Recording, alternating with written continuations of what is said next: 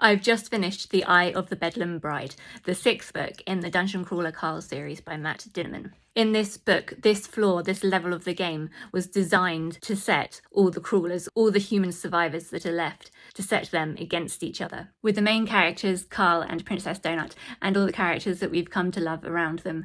In this book, we could definitely see the cracks beginning to form from all they've been through, from all the trauma, and one by one being overwhelmed by the hopelessness of it all, feeling powerless, and the futility of trying to survive in a system that's rigged against them. With each death, with each new twist and challenge of this deadly game that they've been thrust into, they all gradually have been feeling that they've been losing parts of themselves, that their humanity is being siphoned from them. And we see several characters really struggling with that, because the people who run the game have made it so there are only a certain number of keys down to the next floor, and if you don't get a key, you can't go down, and so you'll just die. And so they've set it up in the hopes that there will be a mass slaughter, that the humans left will have to kill each other in order to get each other's keys. But Carl comes up with this plan that means a lot of people will get to survive without having to fight each other. And he says if this floor has taught him anything, is that the impossible is never out of reach.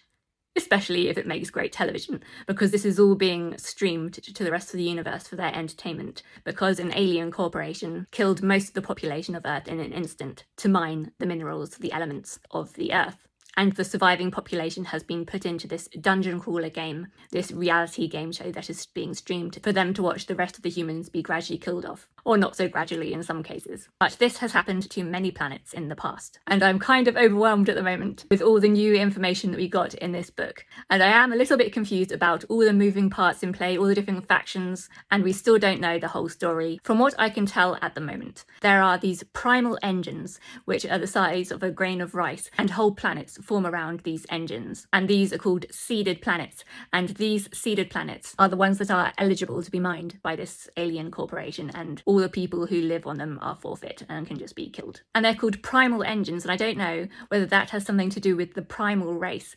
And we know that Carl chose to be that race when they got to choose their races in the game. Carl chose to be a primal, this ancient race. And I wonder whether this will come to be an important thing. And I'm still trying to work everything out in my mind. So the Mantis race, they mine and resurrect the AIs. I think they're macro AIs, and they seed them into the primal engines of a planet. And these AIs are what run the dungeon crawler games when a planet is mined and the surviving population is put into this game. But the AIs can go rogue. The main place in the universe where most people live, they said, had a stable AI. But there are this group of people, this collective consciousness on each of the seeded planets, who have to wait until the planet is mined, and then they try and get into the game so that they can communicate with the AI, to teach the AI how to communicate with its ancestors. And they've never been successful in that so far. These people are called residuals. I think there are 2 different factions of residuals, and this mysterious character that we've had since the very beginning called Agatha, this old woman pushing a shopping cart, turns out to be one of these. And earlier on in the book, Carl had come across one of these residuals who were repeating their message out. And we thought, finally, we're going to get some information about what really is happening. But Carl was whipped out of there by the people in charge of the game before he could hear the message. And I was so frustrated, but it turns out later on that there wasn't really much true information in that recording, and that the main purpose of that recording was that the other faction of residuals were trying to install an upgrade on the person who heard it. So we now know that Carl has this unknown upgrade in him, because he heard some of the message. And the Open Intellect Pacifist Action Network, the people who sponsor Carl, gave up an awful lot in order to get that message to him. So basically to get him that upgrade. But we learn that the motives aren't really on the humans' side. They're just trying to get this message to the AI in order to teach the AI. But I am a little bit confused, because I thought the Pacifist Action Network was composed of people who were former crawlers, people who had been through the dungeon game before and their planets had been destroyed before. So are they separate from this collective consciousness, these residuals? They must be different, because they've also arrived in this ship. They're definitely not a collective consciousness. They are individual crawlers who were in the game before. And they have arrived on this garbage transport ship, and they are going to be transported into the game for the next level down in the faction wars. So I'm finding all this interplanetary information that we're learning very interesting, and all the politics of it, all of it outside of the game. But the main thrust of the story is that Carl manages to think of a way around the system and save everyone so that they don't die, they don't have to fight each other in order to get these keys to go down to the next level. So it's all about hope, overcoming hopelessness. It's about people coming together to overcome isolation and loneliness. and the strength that we have when we come together, instead of going our separate ways in isolation and selfishness and loneliness. So I've only just finished listening to the audiobook and I'm all buoyed up now, and I did end up really loving this book. But for a long time, the first big chunk of it, I wasn't so keen on it, because in this level we had this card system, this sort of trading card collecting monsters, a bit like Pokemon, and then they became cards on your team, and so you could use those creatures, your totems, to fight other monsters in the level and to fight other crawlers. And a lot of time was devoted to explaining all these cards and how it worked and the mechanics of the game, and I just was not interested in that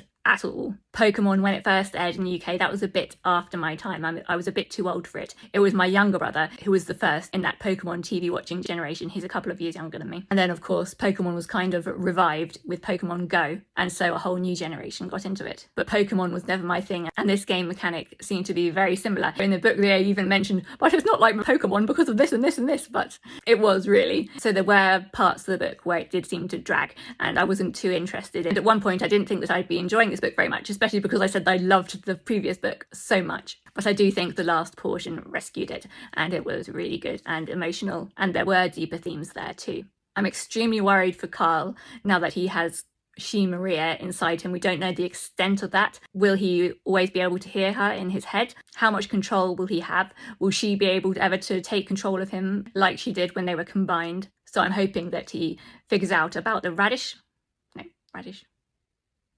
or whatever root vegetable that was. That was the tattoo ink. So I'm very much looking forward now to book 7, but very worried for all these characters that we have come to love, and worried about how many of them might die, because though they are feeling all victorious now because they found a way to go around the system and beat it in a way, but the people controlling it have managed to find a way to bring in loads of extra troops to fight them in the faction wars. So although the crawlers, the humans, have a lot more people than they were expecting to have, they don't realise that there are a lot more people coming against them too. And I did find the message that Kyle got from the floor, that the impossible is never out of reach, especially if it makes good television, rather poignant, because I'm currently trying to do something which many people might say is impossible. The amount of money that I'm trying to raise for my surgery is a huge amount. And whenever I've seen people be successful in raising a large amount of money, it has been when it's made good television, when news people come in and film the story because it makes good television. I've seen the difference between when the same thing has had 2 very different results